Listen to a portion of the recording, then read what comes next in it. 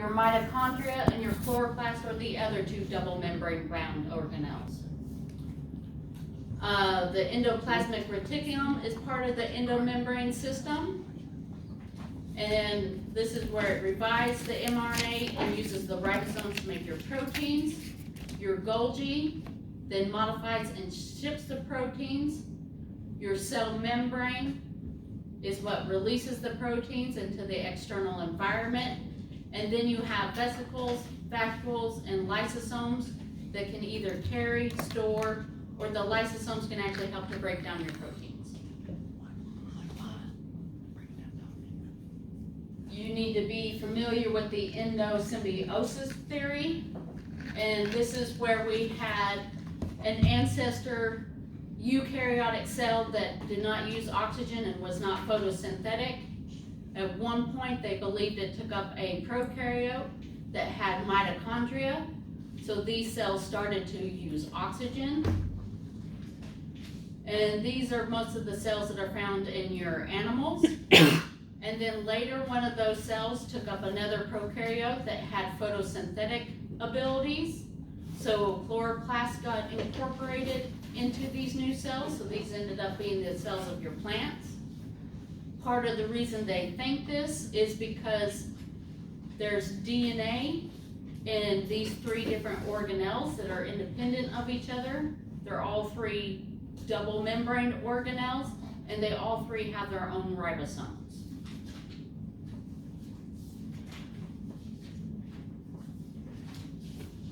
For the cytoskeleton, you do have your microtubules, which are hollow tubes of tubulin, and they are bigger ones being 25 nanometers. You have your microfilaments made of actin. These are smaller, they're 7 nanometers. And your intermediate filaments are about the same size, but they are fibrous proteins that actually kind of form cables, and they have different functions within the cell. You can see here that the microtubules are all throughout the cell, as are your microfilaments. And your intermediate filaments, your microtubules, help to move things within the cell and with the cell shape. Your actin and myosin filaments help with muscle contraction. So that's your microfilaments here. Your intermediate filaments anchor the nucleus and other organelles, and they form the nuclear lamina. You do have extracellular components, and this is where your cell membrane has a boundary of living cell. It does produce things that actually extend past the cell. This includes your extracellular matrix that is found in animals, and that has collagen, proteoglycans, and fibronectins. And then you get proteins that are used for receptors, and these are called integrins. In plant cells, your extracellular matrix forms your cell wall. Cells do have junctions that help to hold them together and to allow communication. The one that is specific to plants is your plasmodesima, and this kind of like makes a channel from one cell to the other where it can pass ions through. The one that has that function in your animal cells is your gap junctions. Your desmosomes are kind of considered spot wells. They use cellular adhesion molecules to kind of make a real tight bond between one cell and the other. And then you have your tight junctions, and these are on your apical or the top side of your cells, and they kind of form like a gasket to prevent leaking between the cells.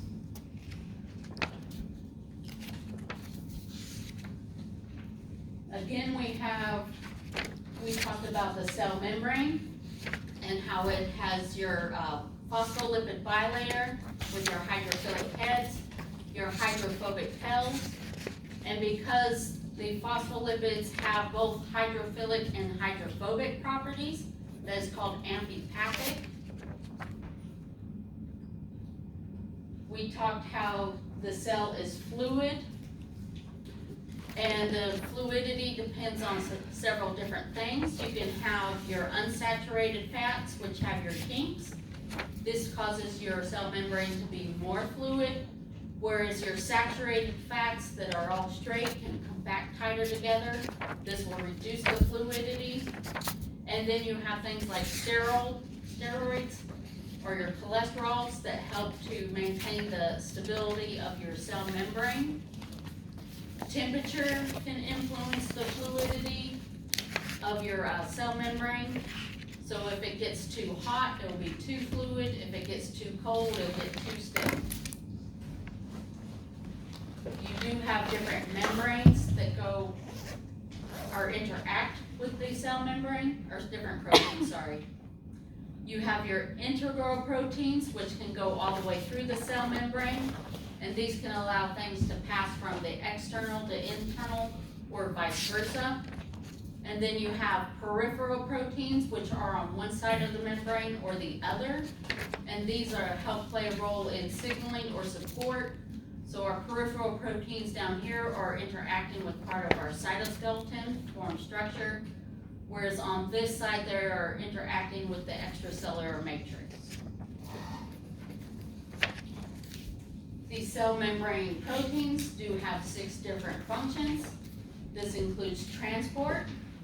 So your proteins will expand and they will move your hydrophilic substance across the membranes.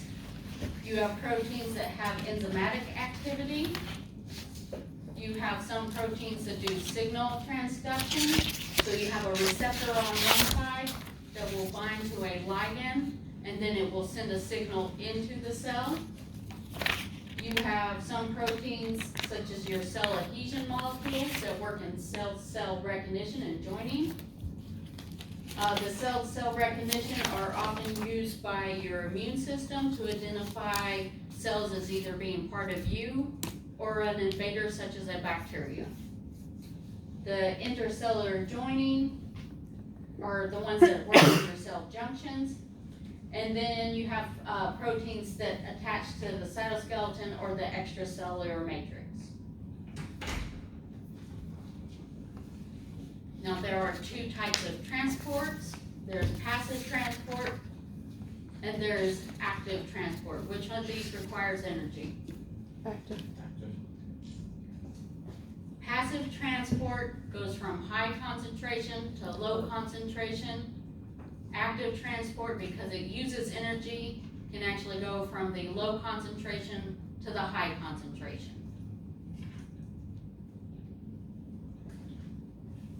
Now, diffusion is the movement of particles from an area of your high concentration to your low concentration.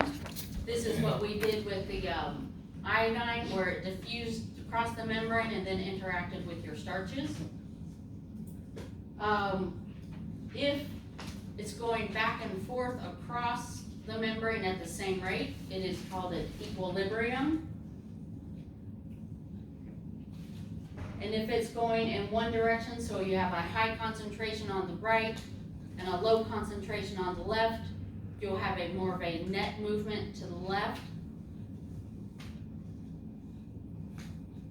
Your simple diffusion is your passive transports of lipid-soluble or hydrophobic substances through the bilayer, whereas your facilitated diffusion will actually use a protein to carry your non-lipid soluble or hydrophilic or larger substances across the cell membrane. Osmosis is specifically the diffusion of water, and this does depend on the solute concentrations of the environments around it. So your free water is the part that moves. Toxicity is the ability of the surrounding solution to cause a cell to lose or gain water, and it depends on the concentration of the solutes that cannot cross the cell membrane. So your water goes in or out depending on whether there's a higher concentration of free water versus the concentration of water that is associated with your solutes.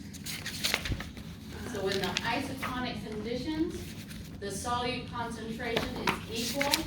You have water going in and out, but it moves at the same rate, so there's no net movement.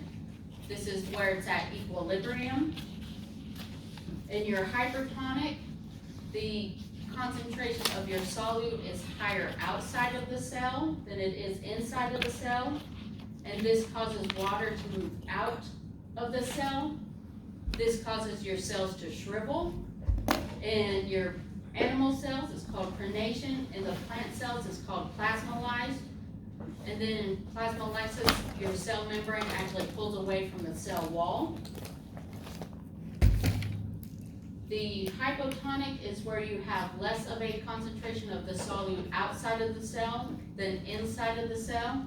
This causes the water to move into the cell, causing the cells to swell.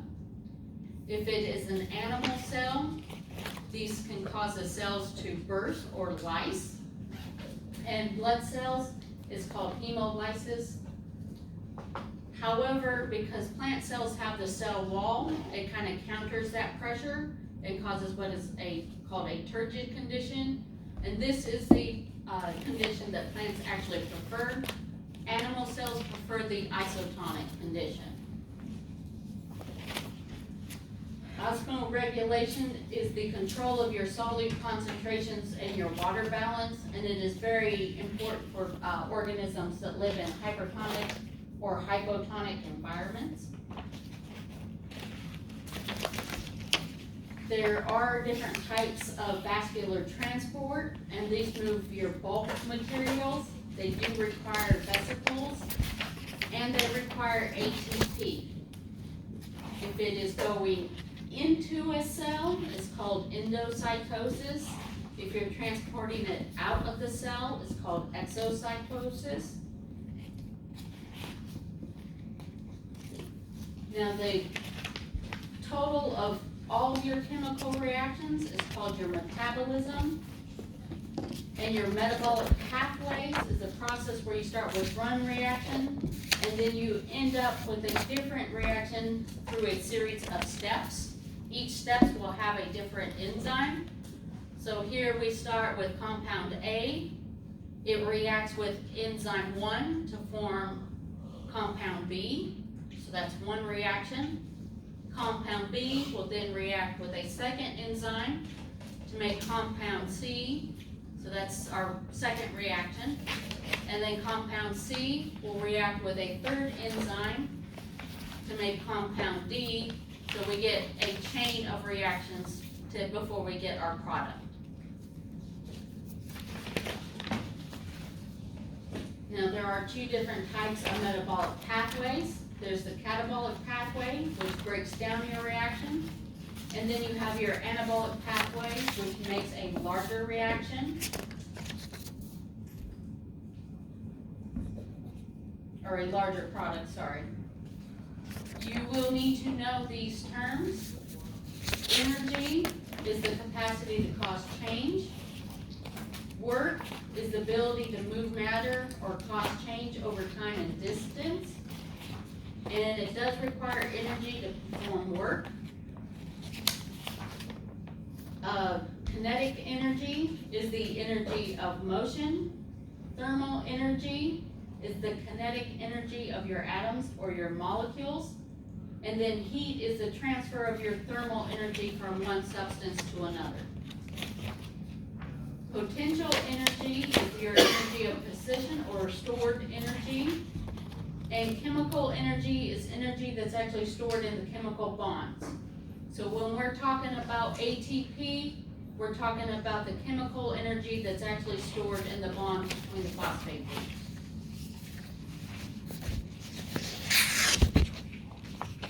Now, thermodynamics is the study of energy and how it is transformed. You'll have open systems that are open to the environment and closed systems which are self-contained.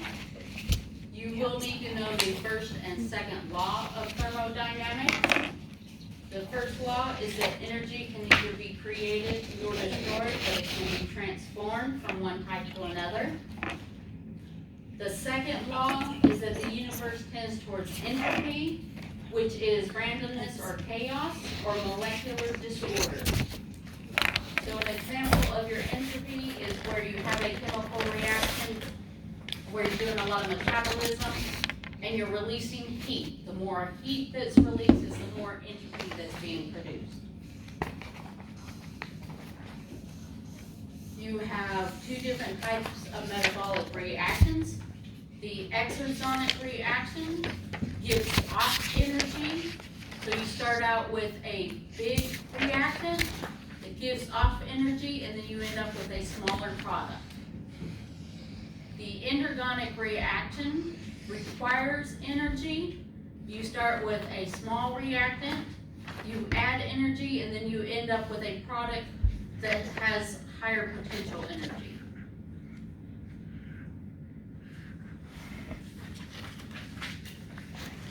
Now, the cell does do three different types of work.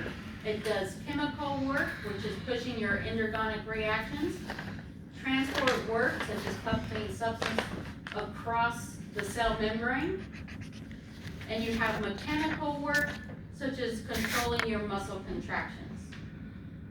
To do work, the cells manage energy resources by a process called energy coupling, and this using an exergonic process to drive the endergonic process. The main thing that I want you to know from here is the three different types of work that can be done with the ATP that's produced in the mitochondria. Your ATP is adenosine triphosphate.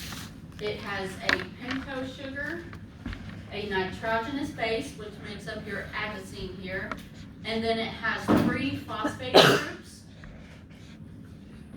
Now, to release this energy, you can add water.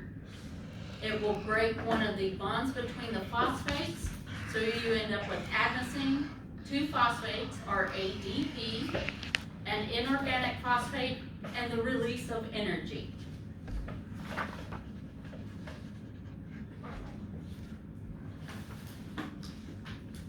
You'll need to be familiar with catalase, and these are chemical agents that will speed up a reaction, but they are not consumed during the reaction. The proteins that do this are called enzymes. So here we have an enzyme, or a substrate, sorry. Our substrate is sucrose, and we have water. Our enzyme is sucrase. The sucrase will then break down the glucose, add a hydroxyl group from the water, and then it'll add an OH to another part of the sucrose, so you end up with glucose and fructose. But the sucrase is not broken down or consumed. It can go on and do another reaction. The way that enzymes work is they actually are able to reduce the energy of activation. So in order to do a chemical reaction, you have to have a certain energy level. Your enzymes will lower that energy level so that they can proceed at a faster rate or more frequently.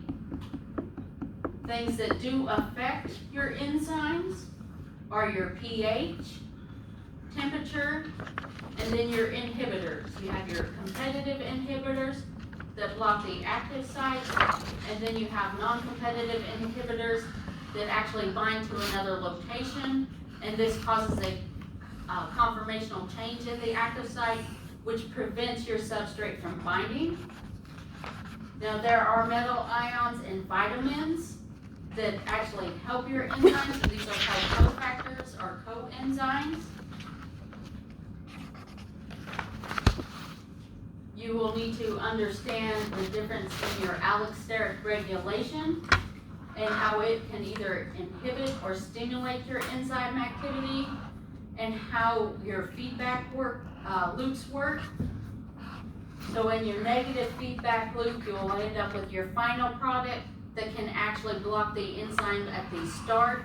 So if our final product's D, it can block the enzyme that will act within protein A and stop that metabolic pathway. Cooperativity is a form of your allosteric regulation and amplify the enzyme's activity. And this is where one substrate molecule primes an enzyme to make it more acceptable to other substrates.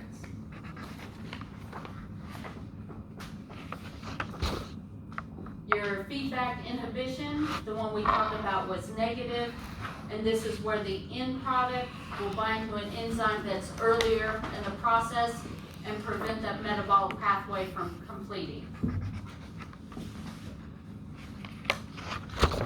You will need to know the difference in these two equations. The first one is your cellular respiration, where we have glucose and oxygen, and then you end up with the products of carbon dioxide, water, and ATP. Whereas in photosynthesis, you start with carbon dioxide and water, and you end up with glucose and oxygen being produced. There are 3 different catabolic processes. Your fermentation, which is a partial breakdown or degradation of your sugars. You have aerobic respiration, which occurs in the presence of oxygen. And then you have anaerobic respiration, which occurs when oxygen is not present.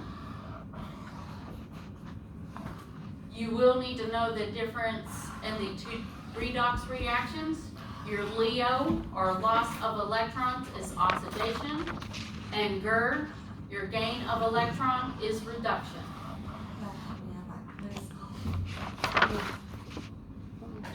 You will need to know these different steps of the cellular respiration. Your glycolysis occurs in the cytoplasm. It begins with 2 glucose, which are one glucose, which is broken down into 2 pyruvate. During this process, 2 ATP are released.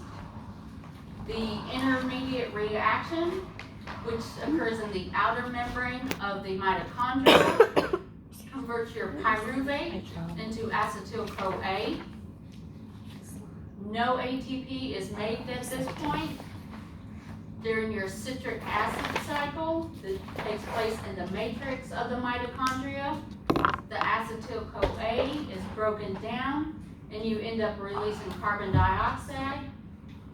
Your NAD plus is converted to NADH, and your FAD is converted to FADH2.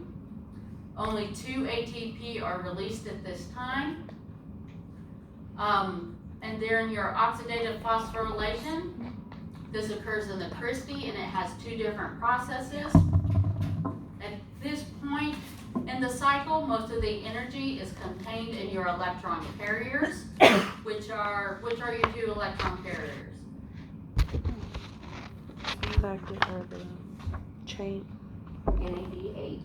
And FADH2. FADH2, yeah.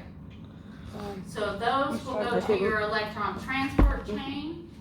The final electron acceptor is your water, or is your oxygen, and you end up making water. Sorry. No ATP is made by the electron transport chain, but it does cause a hydrogen ion concentration on one side of the membrane, and that hydrogen ion concentration is used to run the ATP synthase, which is part of this chemiosmosis. So for every 3 hydrogen ions that get pumped back across the membrane, the ATP synthase turns once, adding an inorganic phosphate to ADP and making 1 ATP. And this is how most of your ATP is made within the cell. Your alcohol fermentation does have the initial part of glycolysis that occurs in the cytosol. You get your 2 ATP made, and then you do have a release of your NADH, but that NADH is used to convert your pyruvate, causing it to lose 2 carbons, so you make 2 carbon dioxide, and then you get a 2 carbon compound called ethanol that's made. So this is not near as efficient for 1 glucose, you only end up with 2 ATP during fermentation versus 36 to 38 if you use cellular respiration. And your lactate fermentation is done in the animal cells. The alcohol fermentation is done in your yeast and a lot of your prokaryotes, and it's how you end up with getting your wine and your beer. The lactic acid, it does the glycolysis. You end up with your 2,3 carbon pyruvates. They stay 3 carbon chains, but they're converted from pyruvate to lactate. And this is done in your animal cells. So if you're getting low on oxygen and you exercising a lot and you end up getting a cramp, it's because you've changed to lactic acid fermentation and you're getting lactic acid built up in your muscles. So it's doing your respiration, or not respiration, getting your energy from fermentation versus your cellular respiration. There are anaerobes. Your obligate anaerobes can carry out fermentation or anaerobic respiration, but they cannot survive in the presence of oxygen. And then your facilitated anaerobes can either do fermentation or they can do cellular respiration. Your chloroplast is the site of photosynthesis, and these do occur in the leaves. It does have 2 different membranes, and the structures in them are the thycoids or the folds. These folds make granums or stacks of the thycoids. And the stroma with an R is the fluid that surrounds the thycoids. Now, if it doesn't have an R in the stoma, what's a stoma? It's the in the stoma, it's the pores, right? It's the pores in the leaves. Yeah. So for photosynthesis, we have 6 carbon dioxide plus 6 water. You end up with 6 our glucose and then 6 oxygen.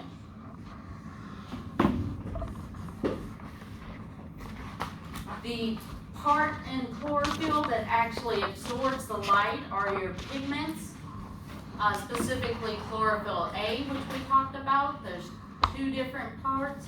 One that absorbs the wavelength of 680, so that's your P680, and your P700 absorbs the wavelength 700. P680 is in which of the 2 photosystems? Chlorophyll. Photosystem. Photosystem 2. I don't know. P700 is in photosystem 1. The 2 other pigments that are found in your